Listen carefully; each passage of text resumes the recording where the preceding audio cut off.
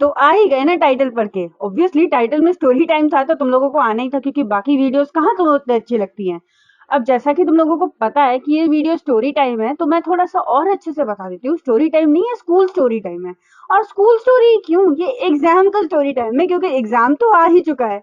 और 10वीं और 12वीं को हटा दो तो बाकी सभी के एग्जाम्स बस आ ही गए समझो, और इन एग्जाम्स के लिए आप सभी के दिमाग में कई सारी चीजें होंगी।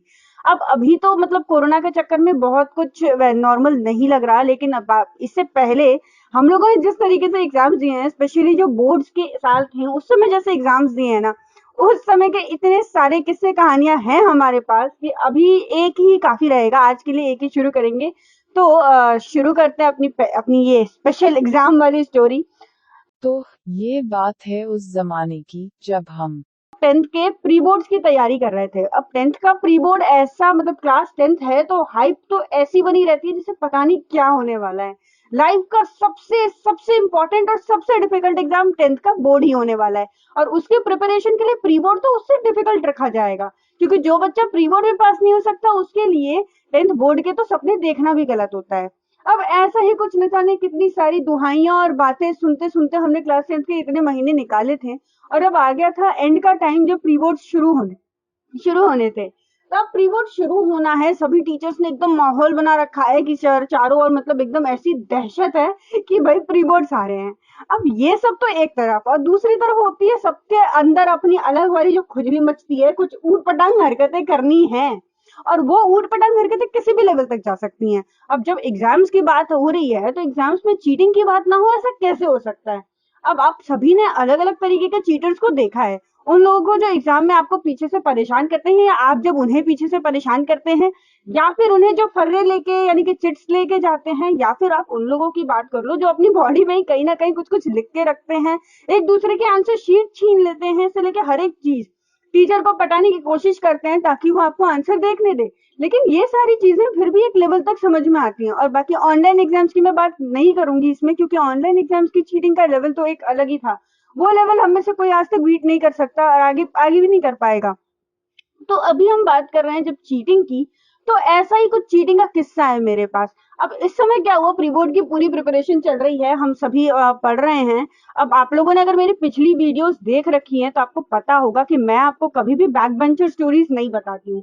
मैं बताती हूँ वो स्टोरीज जो एक फ्रंट बेंचर के दिमाग में रहती है, उस बच्चे के दिमाग में रहती है जो कि क्लास में यूजुअली टॉप करता है या टॉप फर्स्ट सेकंड आता है। अब हमारे क्लास में ऐसे बच्चे कम से कम 5 से 6 थे, और मैं उनमें से एक थी। अब हम 5-6 जो थे, हम पढ़ाई में काफी सही, ऐसा हमें तो आज तक लगता आया था।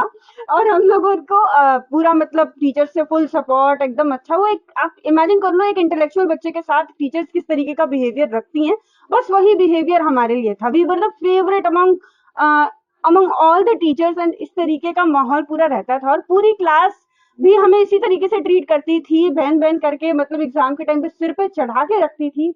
और यही वाला सीक्वेंस इस बार भी हो ही रहा था, सब कुछ वैसा ही चल रहा था।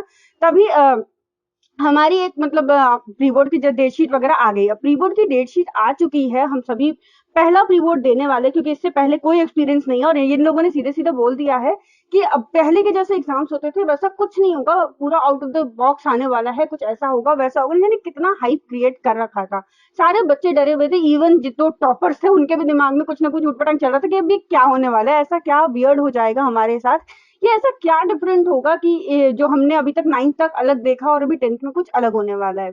तो उसी प्रिपरेशन वाले मोड में हम लोग थे, उसी तरीके से हम सब प्रिपेयर कर रहे थे, सब अलग अलग जुगाड़ भिड़ा रहे थे। कोई बोल रहा था तू एक चैप्टर करके आई हो, दूसरा मैं कर लूंगा। बट वी वर लाइक कि भाई क्या क्या बोर्ड में भी तुम ऐसा कर पाओगे, या क्या बोर्ड में भी ये सारे प्रिपरेशन चल पाएंगे। तो मैं यार मेरे एक आध फ्रेंड्स को छोड़ के बाकी सारे चीटिंग के फेवर में थे। अब मैं हूँ महान इंसान जिसे चीटिंग नहीं करनी थी, जो बिल्कुल सोच के ये बैठा था कि बोर्ड में जब हमारी कोई मदद नहीं करने वाला तो फिर यहाँ पे करके कोई फायदा नहीं है। यहाँ पे एटलीस्ट अगर हमें पता चल जाएगा कि हमारी क्या हालत है तो हमें बोर्ड में आसानी रहेगी। और जहां तक मुझे आज भी लगता है ये बात सही ही होनी चाहिए। तो चीटिंग से कोई फायदा नहीं है, ऐसा मेरा मानना रहा है आज तक। तो अब ये चीज तो थी। अब दूसरा, लेकिन चीटिंग तो सारे ही करते हैं, तो हमारी क्लास कैसे पीछे रह जाती, तो चीटिंग तो होनी थी।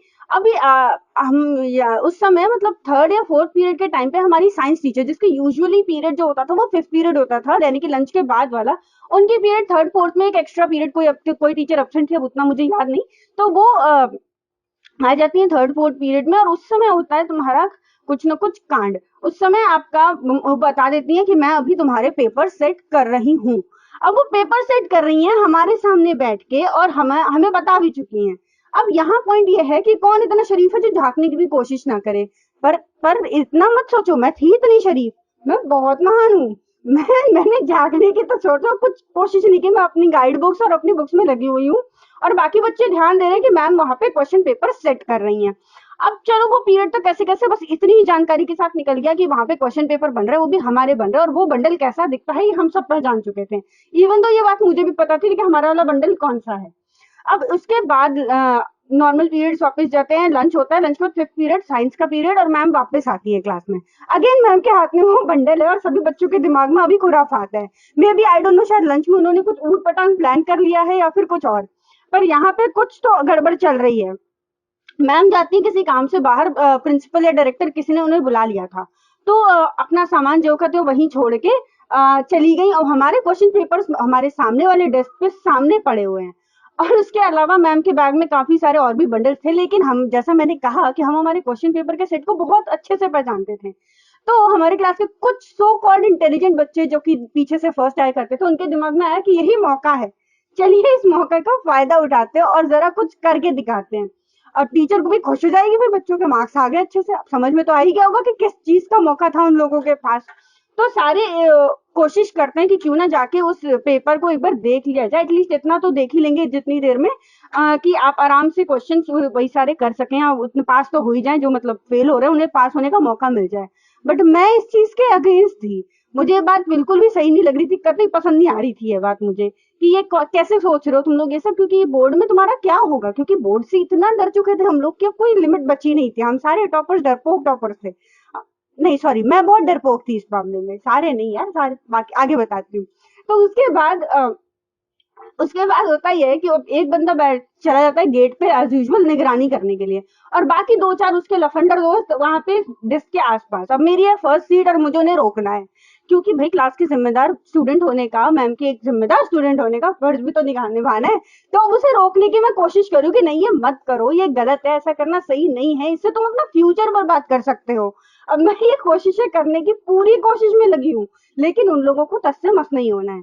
मैंने सोचा मैं अकेले तो कुछ नहीं कर पा रही, लेकिन मेरे साथ और चार पांच हैं जो क्लास में टॉप करते हैं, वो ऐसा कैसे होने दे सकते हैं। तो हम लोगों ने बात करने की कोशिश करी उन लोगों से भी, और वहां से जो रिस्पॉन्स मिला कि हमें इससे क्या, उल्टा वो देख रहे हैं तो अच्छा ये हमारा भी फायदा होगा। और ये सुन के जो मेरा दिमाग जलना है कि अरे भाई तुम भी टॉप करते हो, तुम्हारे भी अच्छे मार्क्स आते हैं, अगर कोई फेलियर इस तरीके से, मतलब सॉरी मुझे फेलियर नहीं बोलना चाहिए, बट हाँ कोई बच्चा जो कि बहुत बुरी हालत है जिसकी, वो तुमसे अगर आगे निकल जाए सिर्फ ये देख क्वेश्चन पेपर चुरा के, तो ये बात तुम्हें सही कैसे लग सकती है, ये बात तुम्हें कैसे करेक्ट लग सकती है। तो देवर लाइक हम कुछ नहीं कर रहे हैं, लेकिन हम रोकने वाले भी नहीं है, और ना खामखा क्लास में पंगे हो जाएंगे, और हम ये नहीं करने वाले। बट ये बात मुझे तो अच्छी लगी नहीं रही थी, मैंने उन लोगों को काफी समझाया कि मत करो मत करो मत करो, बट वो तैयार ही नहीं। इस चक्कर में जितना टाइम मैम बाहर थी, उनका मोस्ट ऑफ द टाइम मैंने वेस्ट कर दिया था, वो नहीं देख पा रहे थे। अब मैं तो हूँ कि मैं जाने नहीं दूंगी, अब आप मेरे साथ बदतमीजी भी नहीं कर सकते, क्योंकि मैंने अगर कंप्लेंट कर दी तो फिर तो इनकी हालत खराब। एट द एंड मेरे पास एक ही ऑप्शन था, रामबाग जो होता है हम लोगों के पास, कि तुम्हारी होगी कंप्लेंट अगर तुमने इन क्वेश्चन पेपर्स को हाथ भी लगाया तो। अब यहाँ पे उन लोगों के अंदर थोड़ी दहशत तो थी, क्योंकि अगर मैंने बोला तो ये जैसा एक यूजुअली आप भी इमेजिन करो, अगर आपकी क्लास के टॉपर ने आपकी शिकायत कर दी तो आपका क्या होगा। वही होगा जो उनके साथ होना था, और उन लोगों के अंदर ये डर था कि ऐसा नहीं करना चाहिए, या फिर मुझे पटा दिया जाए किसी तरीके से, तो कि मैं मान जाऊं, ताकि क्योंकि पूरी की पूरी क्लास जितने बच्चे थे उनमें से मैं एक अकेली वहां महान लड़की थी जिसे ये शौक चढ़ा था कि ये नहीं होने देना, ये चीज गलत है। मैं काफी कोशिश कर रही थी, मेरे साथ के दोस्त भी मेरा सपोर्ट जरूर कर रहे थे, पर डायरेक्टली नहीं, उनके सामने बोलने की हिम्मत ही नहीं थी। देवर लाइक कि हाँ तू सही कर रही है, और तुझे हमारा पूरा सपोर्ट है, बट हम कुछ नहीं बोलेंगे इसमें। अब हम कुछ नहीं बोलेंगे वाले पॉइंट पे मतलब इनडायरेक्टली तुम मुझे सपोर्ट नहीं कर रहे, पर उनके हिसाब से हमने तुम्हारा पूरा सपोर्ट किया है। अब उस समय इतना टाइम वेस्ट हो गया था, मैम को प्रिंसिपल रूम से निकलते हुए वो जो दरवाजे पे खड़ा था उसने देख लिया था। उसने जल्दी से बताया एंड देन अब वो लोग मेरे कंट्रोल से बाहर हो चुके थे। देवर लाइक अब हम तो देख रहे, तुझे जो करना है तू कर ले। दे थॉट कि मैं कुछ भी नहीं करूंगी, या जब पूरी की पूरी क्लास मेरे खिलाफ है तो मैं क्यों आवाज उठा के एक विलन बनूंगी। तो उन्होंने क्वेश्चन पेपर उठाया, जल्दी जल्दी के स्टार्टिंग के 2 क्वेश्चन जल्दी से उन्होंने क्लास में डिक्टेट कर डाले। और ऐसा नहीं कि वो अकेले का फायदा करे ना, पूरी क्लास को हम लेके डूबेंगे अगर डूबना है तो उनने क्लास में और स्टार्टिंग के 2 क्वेश्चन जल्दी जल्दी डिक्टेट कर दिया। अब मैम हमारे रूम के बस बगल वाले रूम तक पहुंच गई हूँ, सामने वाले मतलब गेट वाले बच्चे ने बता दिया और वो जल्दी से अपनी अपनी सीट्स पे पहुंच गए। अब यहाँ इतना सारा टाइम वेस्ट हो चुका था कि मैम जब तक पहुंची तब तक वहां पे बेल बेल बज गई और अगला पीरियड शुरू, और दूसरी टीचर भी ऑलमोस्ट आ ही चुकी थी। तो मैम आई, अपना बैग उठाई, इससे पहले कि मैं कुछ कह पाती मैम चली गई।